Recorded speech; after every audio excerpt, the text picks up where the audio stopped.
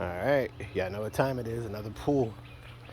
So this right here is where they put the pool cover. Right there, so she don't want to disrupt the clarity of the pool, so we're not going to use a surface cleaner because it'll blow debris and all that all around. But we're going to take some real quick before and after pictures so I can get this done. Because me and the wife, got a little waterside brunch.